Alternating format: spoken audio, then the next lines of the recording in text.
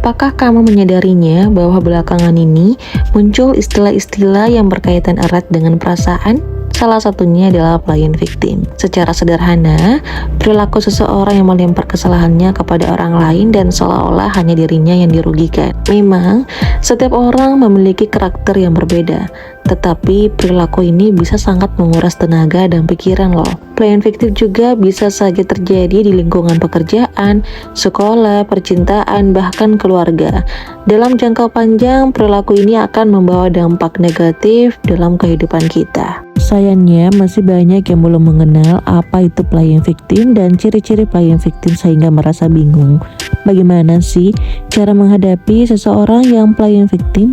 Nah, untuk perilaku ini adalah sifat seseorang yang cenderung selalu menempatkan dirinya sebagai korban atas suatu permasalahan. Selain itu, playing victim juga mereka menganggap bahwa orang lain yang harus bertanggung jawab atas kesengsaraan yang dialaminya. Perilaku playing victim juga sangat manipulatif dan kerap membuat orang di sekitarnya merasa bersalah atas hal yang tidak dilakukan. By the way, dalam ilmu psikologi, perilaku playing victim ini termasuk kepribadian abusif yang tersembunyi loh. Bisa dibilang toksik juga. Karena itu, playing victim adalah julukan bagi mereka yang mengubah alur cerita karena tidak nyaman dengan kemarahan mereka sendiri sehingga terjebak untuk selalu mencari pembelaan diri. Contoh sederhananya adalah seseorang yang sebetulnya sadar suatu masalah terjadi karena kesalahannya, tapi bukannya meminta maaf, kemudian mencari solusinya, justru menyalahkan orang lain. Biasanya akan disertai kata-kata, "Aku memang salah.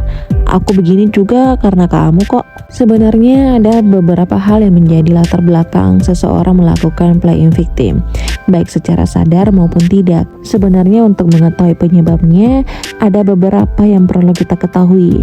Pertama adalah gangguan kepribadian. Playing victim juga sering dilakukan oleh seseorang dengan gangguan kepribadian narsistik dan manipulatif.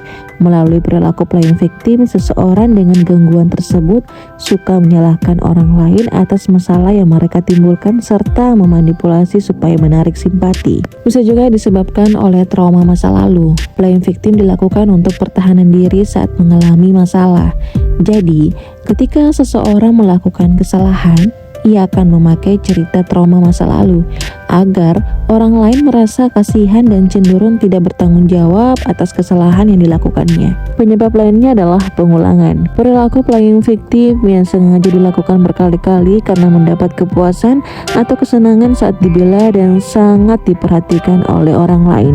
Ini merupakan contoh playing fiktif yang sebetulnya disadari. Nah, untuk menghadapi seseorang yang berperilaku playing victim, dapat menerapkan pertama adalah mencoba memberi masukan, kedua pertimbangkan lagi dampaknya, kemudian buat batasan yang sehat, alihkan pembicaraan dan jaga jarak.